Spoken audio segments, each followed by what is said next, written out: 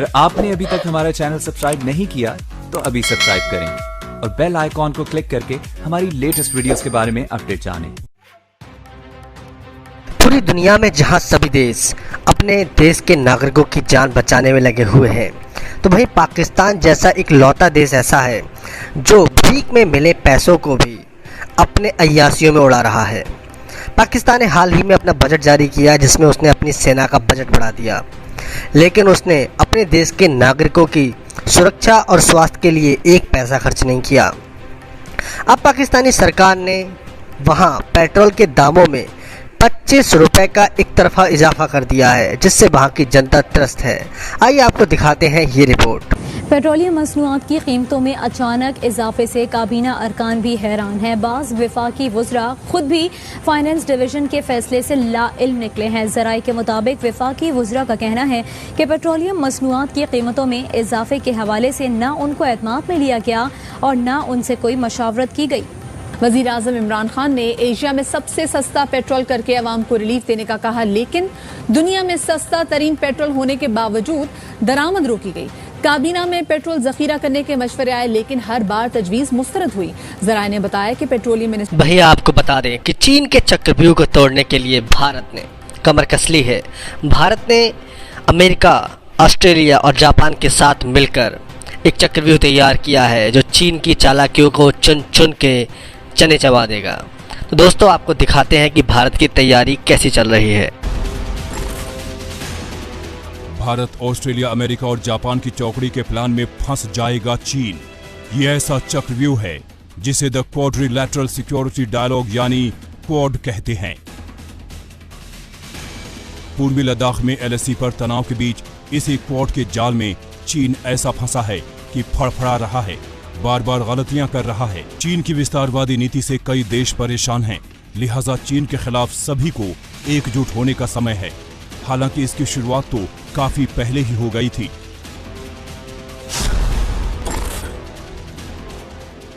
Quad के जरिए एक ग्रुप बना। 2007 में जापान के PM शिंजो आबे ने क्वाड का प्रस्ताव रखा, जिसे भारत, अमेरिका और ऑस्ट्रेलिया ने समर्थन दिया। हालांकि शुरुआत के 10 वर्षों तक ये ग्रुप निष्क्रिय रहा, लेकिन अब तक दक्षिण चीन सागर में चीन की विस्तारवादी नीति से दुनिया का भूगोल और इतिहास बदल गया। 2017 से ये क्वाड फिर सक्रिय हुआ और ग्रुप के देशों के साथ भारत की रणनीतिक साझेदारी है। यही वजह है कि अमेरिका ने चीन को काउंटर करने के लिए भारत को डिफेंस पार्टनर का दर्जा दिया। ऑस्ट्रेलिया के साथ हमारे पुराने रिश्ते हैं। 1962 की जंग में भी ऑस्ट्रेलिया ने हमारी मदद की थी। जापान के साथ हमारे करीबी रिश्ते हैं। तो देखा आपने भारत किस तरह जोर शोर से लगा हुआ है चीन को घेरने में। तो वहीं दूसरी ओर पाकिस्तान अब प्रोपेगेंडा भी चलाता रहता है। अब पाकिस्तानी मीडिया भी इस युद्ध में कूद गई है भारत को बर्बाद करने के लिए। आपको दिखाते हैं पाकिस्तान की फेक न्यूज़ फिजा के साथ। आइए से करना चाहूंगी ब्रिगेडियर साहब, क्या चीज़ है जो चैन नहीं लेने दे रही नरेंद्र मोदी को, बीजेपी गवर्नमेंट को, भारत को? मुनीब, ब्रिगेडियर साहब से सुन नहीं पा रहे। मुनीब, यही सवाल में हेलो, ठीक है ब्रिगेडियर साहब जी जी ब्रिगेडियर साहब कंटिन्यू प्लीज। मैं याद कर रहा था कि अगर आप देखें तो किसी भी मुल्क के अंदर जब आप एक बात करते हैं पॉलिसी की, जब आप बात करते हैं स्ट्रेटजी की, जब आप बात करते हैं ओवरऑल, क्या वो डिफेंस से ताल्लुक रखती हो, इकोनॉमी से ताल्लुक रखती हो, सोशियो पॉलिटिकल इशू से ताल्लुक रखती हो, उसके अंदर जो क़यादत की सोच होती है, जो क़यादत का विजन होता है, जो उनकी थिंकिंग होती है, जो भी क़यादत हो, वो बहुत अमल दखल रखता है। अब भारत के अंदर इस वक्त जो क़यादत है वो इंतहाई दहशत गर्दाना रवैयों से, दहशत गर्दाना ट्रेनिंग से, दहशत गर्दाना पॉलिसी से और एक्सट्रीमिज्म की सूरत में एक वो मजहब के गैर जरूरी इस्तेमाल, मजहब को एक दहशत गर्दी के लिए इस्तेमाल करते हुए उनके जहन में ये सोच जो है ये प्री डोमिनेंट, इसलिए कि वो ताल्लुक ऐसी पार्टी से रखते हैं जो बुनियादी तौर पे हिंदुत्व और सेफ्रॉन टेररिज्म को, दहशत गर्दी को, लोगों को मारने को, लिंचिंग करने को, अपना दबाने को, इस तरीका कार से बहुत पॉलिसी बनाई गई है। उसके साथ साथ उनके डिज़ाइन जो है वो हेजेमोनिक हैं कि जी हम खित्ते के अंदर या मुल्क के अंदर रहते हुए जो लिटोरल स्टेट्स हैं, जो हमारे साथ साथ की स्टेट्स हैं, जैसे आपने नेपाल का नाम लिया, भाई दबे नेपाल ने कोई नया नक्शा नहीं इशू किया है। नेपाल का आपको पता होना चाहिए कि जिस तरह इस इलाके में इंग्लिश सरकार थी और दूसरी तरफ नेपाल के अंदर मोनार्क होते थे, तो 1837 में अंग्रेजों के दरमियान और नेपाली जो मोनार्क थे उनके दरमियान एक ट्रीटी साइन हुई थी जिसको सिबोली ट्रीटी कहते हैं। और उस ट्रीटी के मुताबिक ये जो लेकोलाक और ये जो काला पानी का इलाका है, ये अंग्रेज ने बाकायदा नक्शे के अंदर नेपाल की सरकार को नेपाल को कहा था कि ये इलाका आपसे ताल्लुक रखता है। उसके बाद 1962 में जब चाइनीज से जंग हुई तो यहाँ पे इंडिया ने कुछ अपने अड्डे बना लिए और अड्डे बनाने के बाद उस इलाके को क्लेम करना शुरू कर दिया, जिस तरह चाइनीज इलाके को क्लेम कर रहे। अब वो नेपाल ने वो सिबोल 1837 का जो नक्शा था उसको दोबारा जारी किया। वो नेपाल का इलाका है, वो अंग्रेज के जमाने से नेपाल का इलाका चला आ रहा है।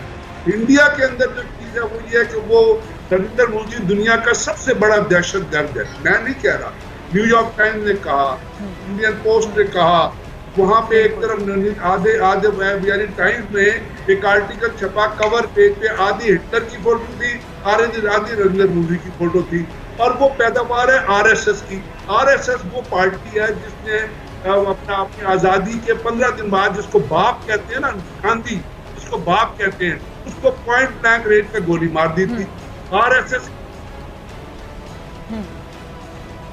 आरएसएस के बेसिक पेज में देखे क्या लिखा हुआ है। जी जी आगे मैं अब कर्नल राघव आपकी तरफ आना चाहूंगी। आपने ब्रिगेडियर गजनफर की गुफ्तगू भी सुनी, आप बहुत सी बातों का जवाब भी देना चाहेंगे। साथ ही मैं पूछना चाहूंगी कि अगर वाकई वहां पे सिर्फ हिंदुत्व राज होगा और तमाम माइनॉरिटी सफर करेंगी तो फिर आप सेकुलर इंडिया कैसे कहलवाते हैं खुद को? मैडम, मैं ये पूरे आपके माध्यम से पूरे विश्व को बताना चाहता हूं, हमारे देश के अंदर, हमारा देश एक देशभक्तों का लोग है। कास्ट, कलर, रिलीजन, इसमें कोई ऐसी बड़ी बात नहीं है। आप इतिहास उठा के देख लें।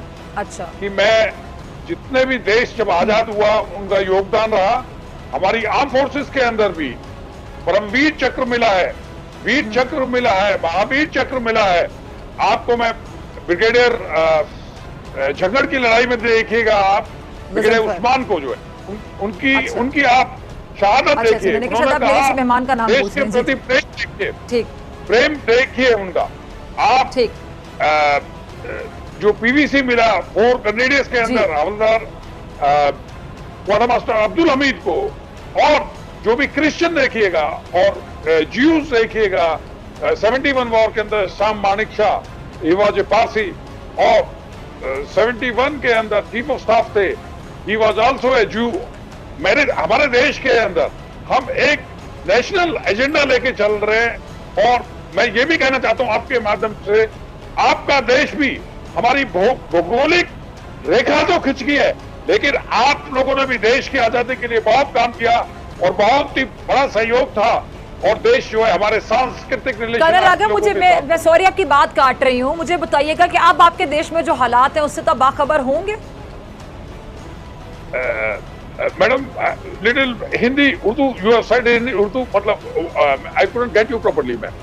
Yes ma'am, can you repeat your question? अभी जो आपके देश में जो अभी हालात हैं उसका आपको मालूम है, आपको पता है कि क्या हालात चल रहे हैं इस टाइम पे?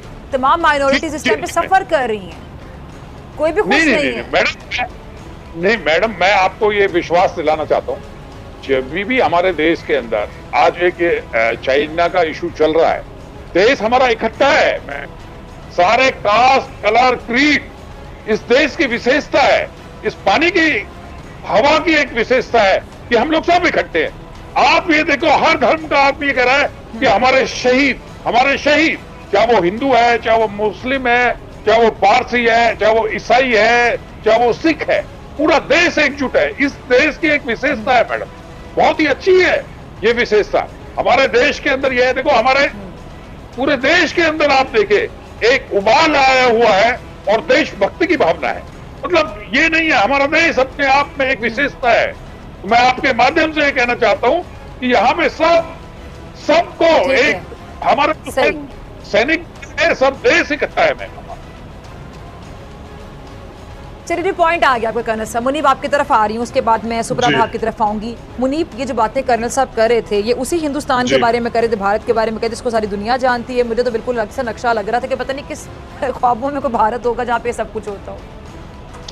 जी देखिए, इनके जो जज्बात हैं इन साहब के, मुझे उन पे कोई शक नहीं है। अगर इनके ऊपर छोड़ा जाए तो मैं मान सकता हूँ ये खुद अपनी जाती हैसियत में वाकई शायद फ़र्क नहीं करते, ना हिंदुओं के बीच में, ना मुसलमानों के बीच में, ना जूस के बीच में। और मुझे इस बात पे भी खुशी है कि इन्होंने ये तस्लीम किया कि हमारी एक कॉमन शेयर्ड हिस्ट्री है। उसी के नाते मैं कहता हूँ कि भारत के अंदर उनको पाकिस्तानियों के साथ इज्जत से बात करनी चाहिए। जब जब आप लोगों ने मुझे अपने मीडिया के ऊपर बुलाया है, आपने कोई लिहाज इस चीज़ का नहीं किया और आप